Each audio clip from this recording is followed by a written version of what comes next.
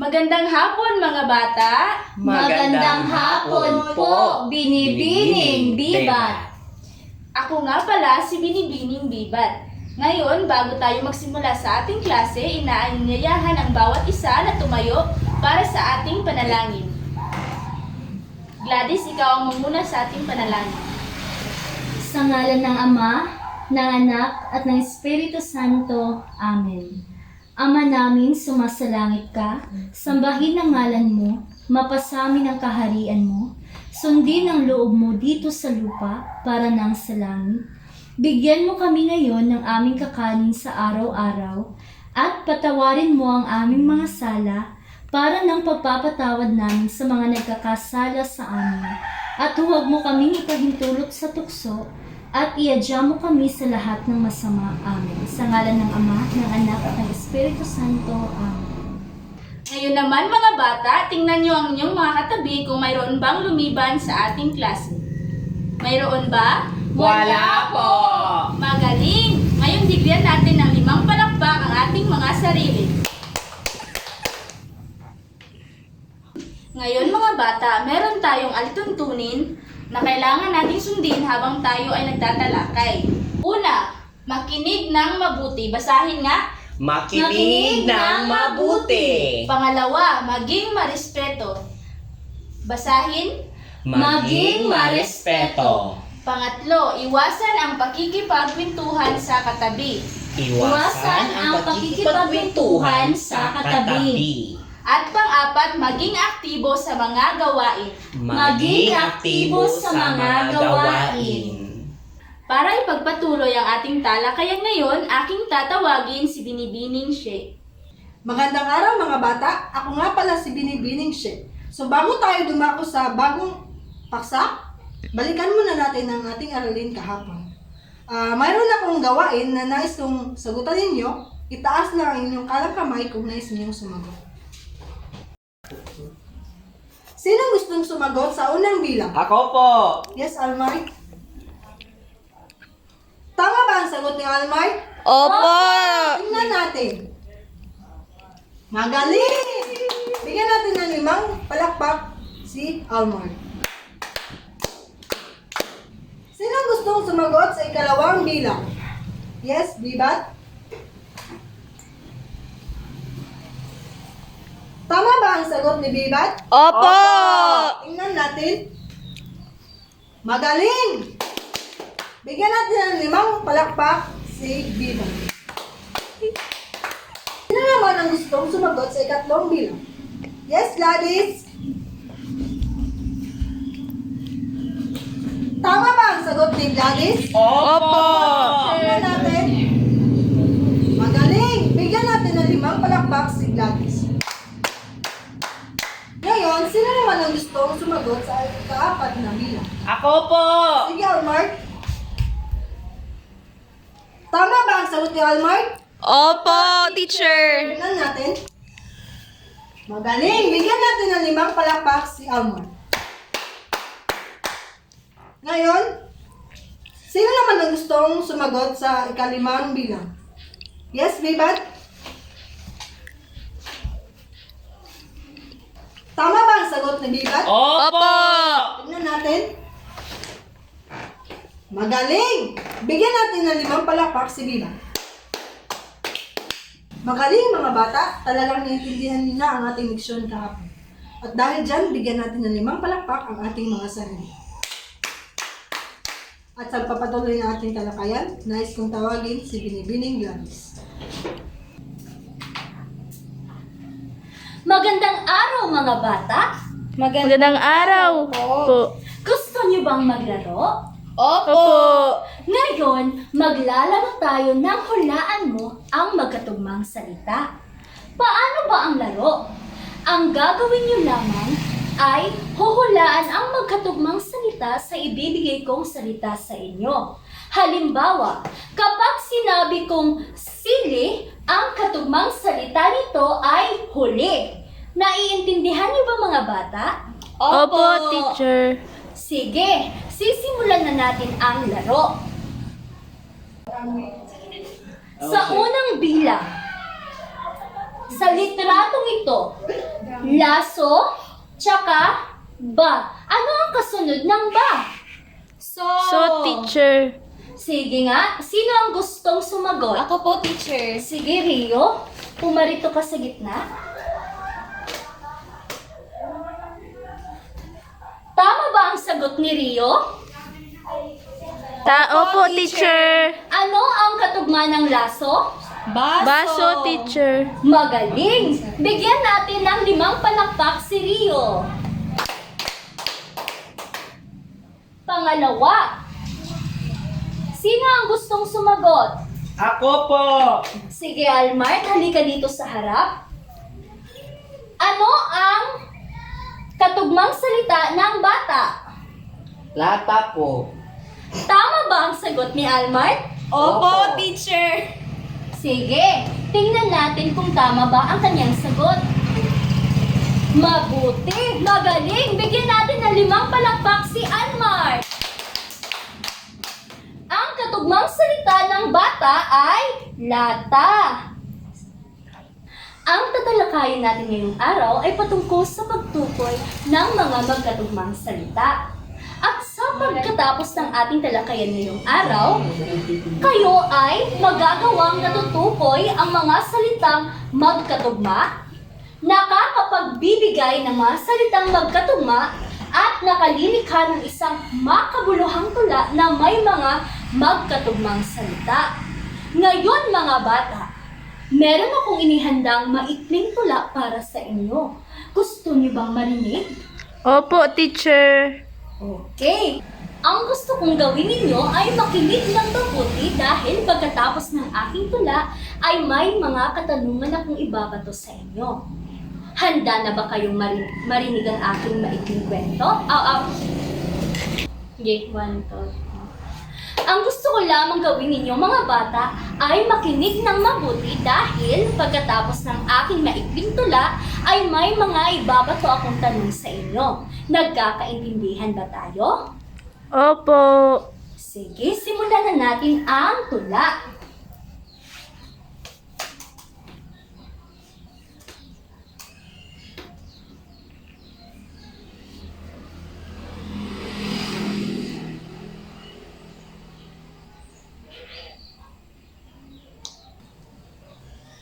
Ang alaga kong aso ni Denmark Suko. Ang aking alagang aso, nilagyan ko ng laso upang hindi maglaho kapag nakihalubilo. Okay, mga bata?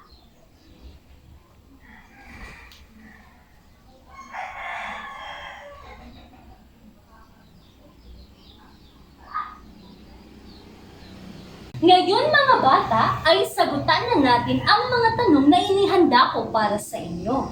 Ang gagawin niyo lamang kapag gusto niyong sumagot ay itaas niyo lamang ang inyong kanang kamay. Naiintindihan mga bata? Opo.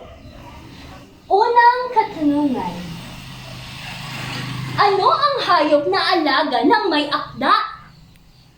Ano ang kanyang alagang hayop? Aso po. Sino ang gustong sumagot? Ako po. Rio, ano ang sagot? Ano ang alagang aso ng may akda? Aso po, teacher. Aso ba ang alagang hayop ng may akda? Opo. Magaling! Ang alagang aso ng may akda. Ano naman ang inilalagay niya sa kanyang alaga? Ano ang kanyang nilalagay? Ano ang sagot, Jilly? Laso, teacher.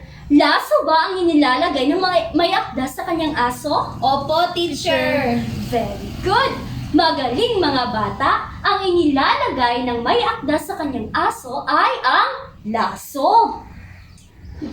Bakit niya nilagyan ng laso ang kanyang alaga?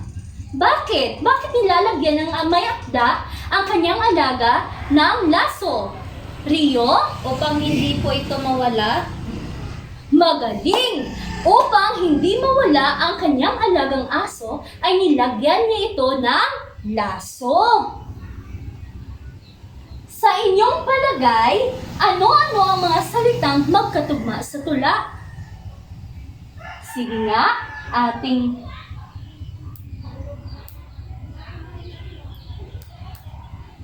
Ano ang mga salitang magkatugma sa tula? Rio? Aso at laso po, teacher. Ano pa? Yes? Ralph? Nahayawa ka. Yes, Ralph? Maglaho at nakihalubilo, teacher. Tama ba ang sagot ni Rio at ni Ralph? Hindi po, Opo. teacher. Ang sagot ni Ralph at ni Rio ay tama. Ang magkatugmang salita na nasa tula ay ang aso at laso. Ganon din ang maglaho at nakihalubilo. Bigyan natin sila ng 5 palakpak, mga bata. Magaling! Sa magpapatuloy ng ating aralin, ay tatawagin ko si Binibining Rio. Binibining Rio? Magandang araw mga bata. Magandang araw. Ako nga pala si Binibining Rio. Ano nga ulit ang aking pangalan? Binibining Rio. Magaling! Ngayong araw ay may gagawin tayong isang aktibidad. Gusto nyo bang maglaro mga bata? Opo. Okay. Ang gagawin natin ngayong araw ay... Nakikita nyo ba ang presentasyon sa harapan? Opo. Okay, magaling. Ang gagawin natin ngayong araw ay...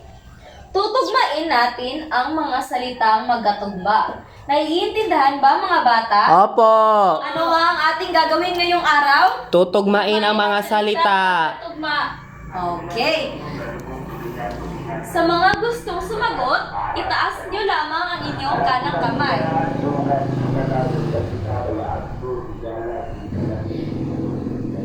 Sino ang gustong unang sumagot? Okay, Bibat. Pumunta ka dito sa harapan. Ano ang salitang magkatugma ng baso? Paso, teacher. Okay, sige, tingnan natin kung tama ba ang iyong sagot.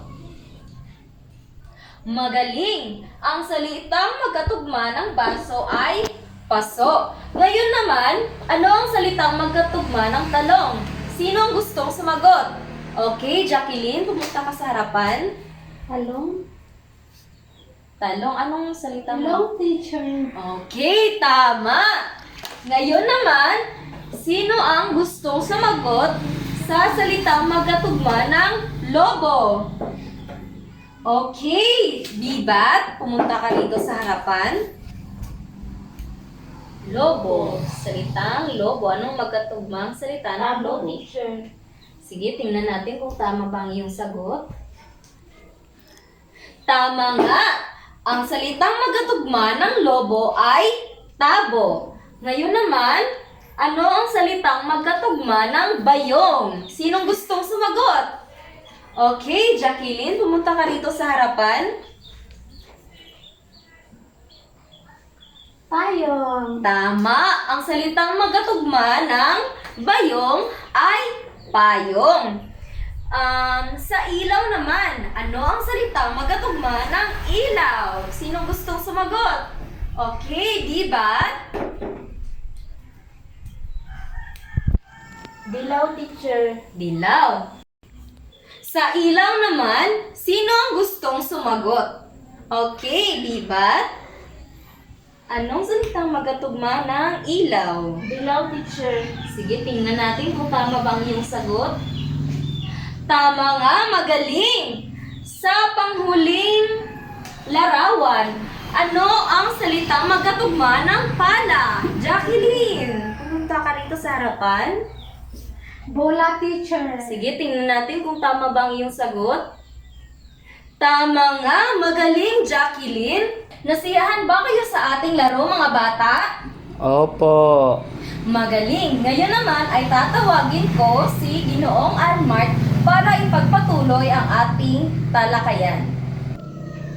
Magandang hapon mga bata! Magandang hapon, teacher. Bago ang lahat, nais ko munang ipakilala sa inyo ang aking sarili. Ako nga pala si Ginoong Mark. Ano nga pala ang aking pangalan? Ginoong Mark. Magaling! Kayo ba ay nasiyahan sa ginagawa natin ngayon? Opo, teacher. Base sa inyong naiintindihan, ano ang tatalakayin natin ngayong araw? Ang ating Okay, Bibat, maaari kang tumayo. tatalakayin ay patungkol sa salitang magkatugma, teacher. Magaling! Okay, class, ano nga ba ang salitang magkatugma? Miss Bibat? Ang salitang magkatugma ay salita na magkapareho ang tunog, teacher, sa dulo. Tama! Okay, Bersede, pwede ka bang magbigay ng mga halimbawa ng salitang magkasalungat sa huli or magkatugma sa huli? Bola at pala, teacher. Magaling! Okay, handa na ba kayo sa gagawin pa natin? Opo, teacher. Upang ipagpatuloy ang ating leksyon, maaari ko bang tawagin si Ginoong Ralph? Ginoong Ralph, nasan ka? Okay. Magandang hapon mga bata. Magandang hapon po. Ako nga pala si Ginoong Ralph. Ngayon ay magkakaroon tayo ng mga pangkatang gawain. Para sa ating pangkatang gawain, hahatiin ko kayo sa dalawang grupo. Ito ang unang grupo at dito naman ang pangalawang grupo.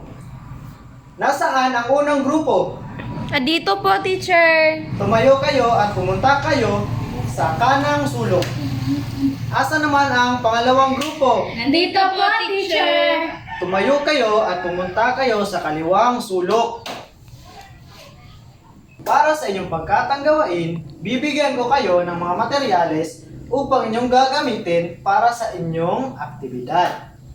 Ngayon, babasahin ko ang bawat panuto na inyong gagawin.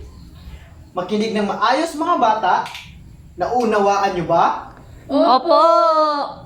Magaling! Sa unang pangkat, ang gagawin ninyo ay gumawa kayo ng isang tula na may mga salitang magkatunog at tumula sa harap ng klase. Naunawaan ba unang pangkat? Opo! Magaling! Sa pangalawang pangkat, ang gagawin ninyo ay gamit ang awit ng bahay kubo, tukuyin ang mga salitang magkatugma. Sa lungguhitan ang inyong sagot at kantahin ito sa klase. Naunawaan ba mga bata? Opo. Mahusay! Ngayon, ay bibigyan ko kayo ng mga materyales para sa inyong gagawin. Bibigyan ko kayo ng 10 minuto upang gawin ang inyong mga gawain. Handa na ba kayo mga bata? Opo! Simulan na! Time's up! Ngayon, ay ang inyong gagawin ay ipipresenta na ninyo ang inyong mga gawain. Nasaan ang unang pangkat? Nandito po, teacher. Pumunta kayo dito sa harapan at ipresenta ang inyong gawain. Magaling mga bata, bigyan natin ng 10 bagsak ang unang pangkat. Mahusay!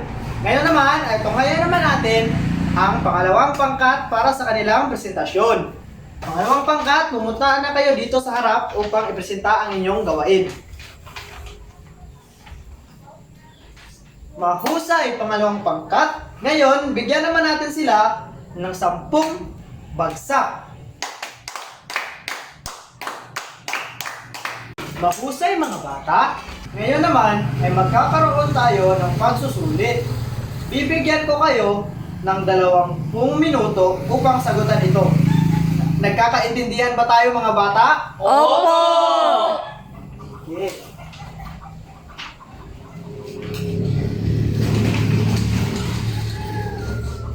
Sige. Magsimula na kayo, mga bata. Natapos na ba ang lahat mga bata? Opo! Teacher! Pakipasa ng inyong mga papel.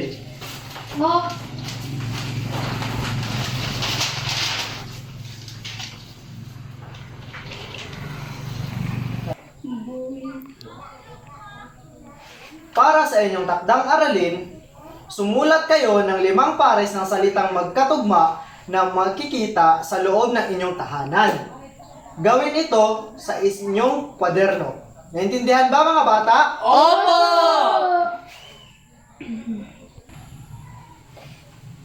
Meron pa ba kayong mga katanungan mga bata? Wala na po! Kung wala nang mga katanungan, yun lang sa araw na ito. Paalam mga bata. Paalam po, Ginoong Ralph.